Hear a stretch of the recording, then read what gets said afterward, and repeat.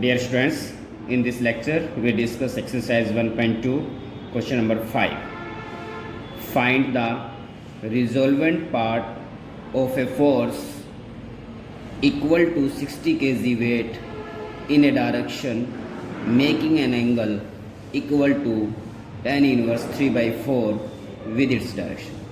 Okay students, इसमें क्या है कि मान लेते हैं कि आपके पास एक फोर्स है पॉइंट ओ पर, ओ ए के अलोंग एक फोर्स एफ है जिसकी वैल्यू आपके पास दे रखी है कि F is equal to 60 kg weight, 60 kg.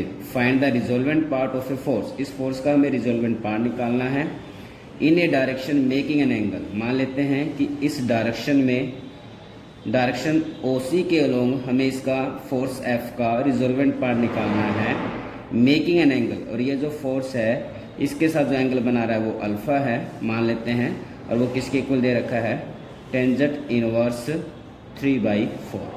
Clear students, क्या निकालना है इस क्वेश्चन में? हमें फोर्स एफ का ओ सी के अलोंग रिजोल्वेंट पार्ट निकालना है. और आपको पता है कि रिजोल्वेंट पार्ट ऑफ हमें पता है कि resolvent part of F along O C, along O C किसके इक्वल होता है? That is equal to F into में कोस अल्फा. ओके स्टूडेंट्स, तो from that we use here alpha is equal to tangent inverse 3/4. तो this implies tangent alpha is equal to 3/4. अगर tangent alpha आपके पास 3/4 है तो बच्चों कोस अल्फा किसके equal होगा? तो आप इसको ऐसे समझ सकते हैं कि अगर ये आपके पास अल्फा है, ये अगर 3 है तो ये 4 है, तो बाय पाइथागोरस थ्योरम ये हमारे पास क्या हो जाएगा 5. तो this implies cos alpha is equal to base by hypotenuse 4/5. तो putting the value of that से cos alpha here we get F into cos alpha, f into cos alpha. और what is the value of f is? That is 60 kg weight, 60 kg weight multiply by cos alpha, and cos alpha is equal to say 4/5. So we have 60 into 4/5, 5 by 12, that is 48 kg weight. It is the required resolvent part of that force in the direction of OC. Okay students, dear students, in this lecture we discuss exercise 1.2 question number 6 here. The resolved part of force along a direction inclined at an angle alpha with it is of magnitude 30 Newton. If alpha is equal to tan inverse 4/3, find the magnitude of the force. एक तो magnitude of force निकालना है, also find the other resolve part. Okay बच्चों, उसका solution start करते हैं. क्या है कि एक फोर्स है आपके पास, मान लिया कि ओ ए के अलोंग आपके पास एक फोर्स एफ एक्ट कर रहा है. The resolve part of force, इस फोर्स का जो रिजोल्व पार्ट है अलोंग ए डायरेक्शन, मान लेते हैं कि इस डायरेक्शन के अलोंग ओ बी के along inclined at angle alpha. ये जो फोर्स है इस ओ बी डायरेक्शन के कोरस्पॉन्डिंग एंगल अल्फा बनाता है, और जो किसके इक्वल दे रखा है बच्चों tangent inverse of 4/3, tangent inverse of 4/3. Find the magnitude with it is of magnitude. ये जो रिजोल्वेंट पार्ट है बच्चों ओ बी रिजोल्वेंट पार्ट, इसकी जो वैल्यू है वो हमें क्या दे रखी है 30 newton. O B is equal to 30 newton with it is of magnitude 30 Newton. If alpha is equal to that, find the magnitude of the force. एक तो हमें ये निकालना है what is the magnitude of the force. Also find the other resolved part. मान लेते हैं इसका जो other resolved part है किसके अलोंग है OC के अलोंग. एक हमारा टारगेट क्या है बच्चों OC की वैल्यू फाइंड आउट करना. क्लियर है बात? रिजोल्व पार्ट की बात कर रहे हैं. रिजोल्व पार्ट में आपको पता है कि रिजोल्व पार्ट ऑफ, आपको पता है कि resolved part of force F along OB के along क्या होगा बच्चों आपके पास F इंटू में cos ऑफ अल्फा.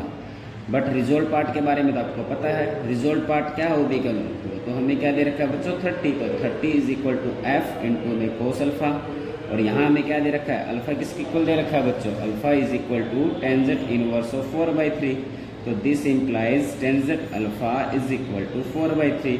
तो मीन्स आपके पास क्या सिचुएशन है, हमारे पास सिचुएशन है इस टाइप से भी, यहाँ पे अगर एंगल अल्फा है ये 4 है तो ये 3 है ये 5 होगा, तो इसका यूज़ करेंगे तो आपके पास कोस अल्फा किसके इक्वल आ जाएगा बच्चों 3/5, तो this implies 30 is equal to F, और कोस अल्फा किसके इक्वल है 3/5 के, तो f is equal to 30 into में 5/3, तो f is equal to 50, f is equal to 50 newton. Clear students, तो ये वाला पार्ट हमारे ने शो कर दिया। Find the magnitude of the force, find the magnitude of the force, वो कितना आ जाता है 50 newton. Also find the other resolve part, तो अदर रिजोल्व पार्ट हमारे किसके अलोंग ले लेते हैं बच्चों, ओसी के अलोंग, तो ओसी के अलोंग रिजोल्व पार्ट क्या होता है एफ इंटू में साइन ऑफ अल्फा होता है, और एफ की वैल्यू आपको पता है 5, और यहाँ से कोस अल्फा, तो अगर साइन अल्फा की बात करें तो that is equal to p/h, that is 4/5, तो that is equal to 4/5, that is equal to से 40 न्यूटन। तो magnitude of the force is 50 newton and the magnitude of the other resolvent part is से 40 newton. Okay students, in question number 7 a force F is resolve into 2 components, एक force F को किस में resolve किया गया है, 2 components में resolve किया गया है। If one of the component, उन 2 कंपोनेंट में से जो एक कंपोनेंट है it at right angle to the force, means अगर मान लिया जाए कि इस डायरेक्शन में आपके पास ओ ए डायरेक्शन में आपके पास फोर्स क्या कर रहा है F एक्ट कर रहा है, इस फोर्स F को 2 कंपोनेंट में रिजोल्व किया गया है, जिनमें से एक कंपोनेंट आपका क्या है इस फोर्स F के साथ क्या बनाता है 90 डिग्री का एंगल बनाता है। If force F is resolved into 2 component, if one of the component it at right angle to the force and equal to its magnitude, मतलब मैग्नीट्यूड भी सेम है, मतलब जो OB है इसकी भी जो वैल्यू है that is also equal to F, find the direction and magnitude of the other component, और मान लेते हैं कि इस डायरेक्शन में आपके पास OC के अलोंग आपके पास क्या है एक अदर कंपोनेंट है, एक अदर कंपोनेंट है, इसकी हमें क्या निकालनी है बच्चों डायरेक्शन। डायरेक्शन का मतलब है कि इसने फोर्स F के साथ एंगल क्या बनाया है, and what is the magnitude of the other component. एक तो हमें अल्फा की वैल्यू फाइंड आउट करनी है, एक हमें क्या है फाइंड आउट करना है बच्चों what is the value of the OC। Clear है? ओके स्टूडेंट्स, अब हम ये मान लेते हैं इस फोर्स का OB के अलोंग, फोर्स F का OB के अलोंग कंपोनेंट पार्ट क्या होगा। Component of F, component of F along OB, component of F along OB is equal to F, sine के साथ एंगल आता है अदर एंगल, OB का लोग निकाल रहे हैं तो दूसरा एंगल क्या आपके पास अल्फा, और साथ में साइन के साथ sum of the angle that is equal to 90 plus alpha. इसके बारे में आपको दे रखा है OB के लोग जो कंपोनेंट है वो क्या दे रखा है बच्चों F, तो F is equal to F sine alpha, और sine 90 plus alpha is equal to cos alpha, from this F से F कैंसिल, तो means tangent alpha is equal to 1, then alpha is equal to 45 degree. तो direction तो हमने निकाल दी direction, अब हम निकालते हैं magnitude of the other component, component of F along OC। F आता है साइन के साथ अपोजिट एंगल, OC के लिए निकालेंगे तो ये वाला एंगल आएगा, ये 90 डिग्री आएगा, और साइन के साथ सम ऑफ द एंगल से 90 प्लस अल्फा, तो F साइन 90 की वैल्यू आपको पता है दैट इज 1, और sine 90 plus alpha 90 plus 45, and which is equal to F sine of 90 plus 45 that is converted into cos 45, that is cos 45, and that is equal to root 2f. Clear students? That is the component of F along, that is the component of F along OC. Okay students? Okay. In question number 8 here, AD is altitude of triangle ABC। आपके पास एक triangle है ABC, ABC और AD इस triangle में क्या है बच्चों, altitude है। एल्टीट्यूड क्या होता है, जो सामने वाली साइड पर क्या बनाता हो, 90 डिग्री का एंगल बनाता है। तो ट्रायंगल ABC में AD हमारे पास एल्टीट्यूड है। Show that the force AD, तो AD के अलोंग जो फोर्स है मतलब F which is equal to से AD, length of that line A to D। तो show that the force AD has component along AB and AC is equal to this and this. Okay students, अगर ये angle 90 degree है, अगर इस angle को हम represent कर रहे हैं B से, तो बच्चों ये एंगल क्या होएगा आपके पास 180 माइनस ऑफ 90 प्लस B, that is equal to 90 minus में B। तो ये जो एंगल है ये आपका क्या बनेगा 90 माइनस B। और ये बच्चों आपके पास क्या है, एंगल अगर C है तो ये एंगल आपके पास क्या बन जाएगा, that is equal to 90 minus C। That angle is equal to 90 minus में C।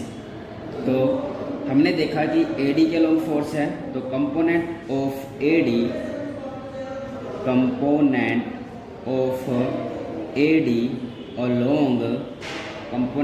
AD अलोंग AB निकालते हैं पहले, ठीक है।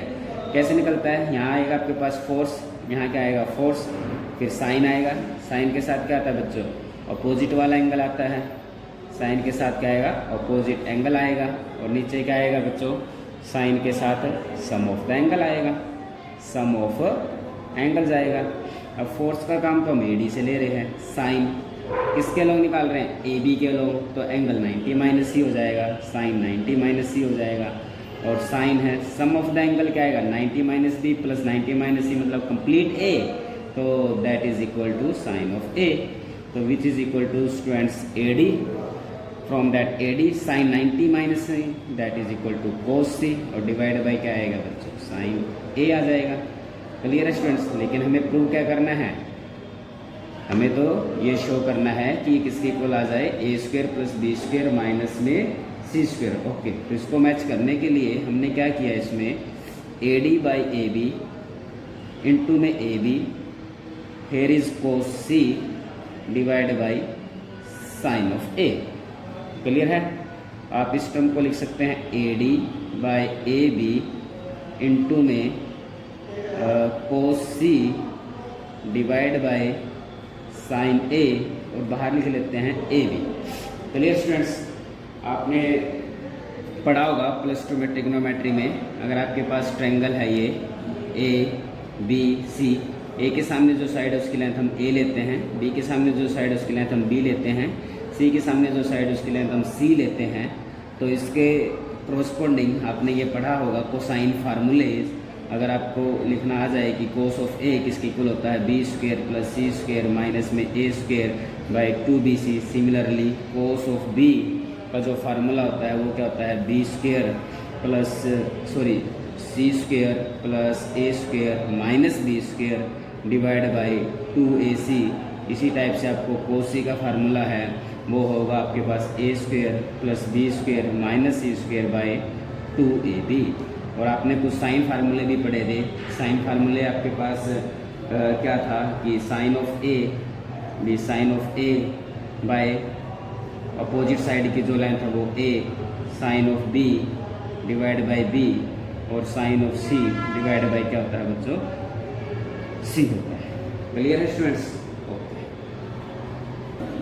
Now in triangle ABD, triangle ABD में आपके पास AD by AB, AD by AB, AD का काम कौन कर रहा है P, AB का काम किसने किया H। तो इसका मतलब ये किसको रिप्रेजेंट करता है, साइन ऑफ B को रिप्रेजेंट करता है।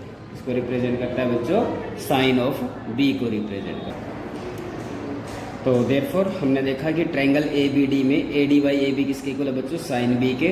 तो इसको हम रिप्लेस कर सकते हैं यहाँ पे sine B divide by sine A, और हेयर इज कोस C, और साथ में क्या है AB। From this sine B by sine A, यहाँ से अगर आप निकालो इन दोनों का यूज करके आपके पास क्या बनेगा, sine B divide by sine A is equal to B by A। From that तो इसको रिप्लेस किया जा सकता है b बाई ए से, और कोस c के बारे में आपको पता है, इसको लिख सकते हैं A square plus B square minus C square और डिवाइड बाय से 2ab और साथ में आपके पास क्या है ab। तो from this A square plus B square minus C square, एक b आपका यहाँ से कैंसिल हो जाएगा, आपके पास आ जाएगा 2a स्क्वेयर और साथ में क्या आएगा बच्चों ab। यही हमें शो करना था। क्लियर है? इसी टाइप से आप इसका component of AD along AC निकाल सकते हैं। ओके स्टूडेंट्स, नाउ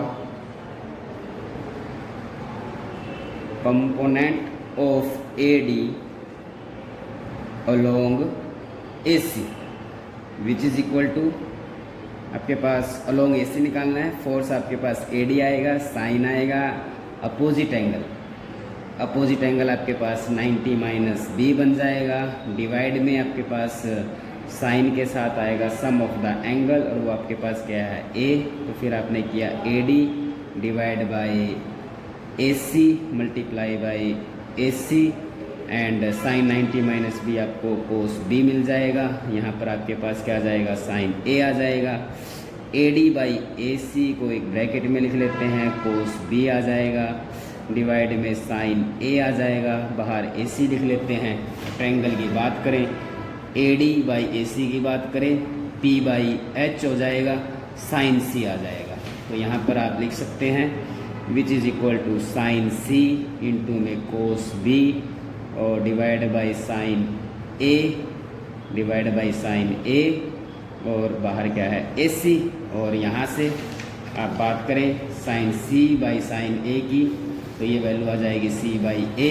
कोस B के बारे में आपको पता है, a square plus C square minus B square divide by 2AC into में AC, C से C कैंसिल हो जाएगा, तो a square plus C square minus B square by 2a square into में AC। That represent the component of AD along AC। Okay students.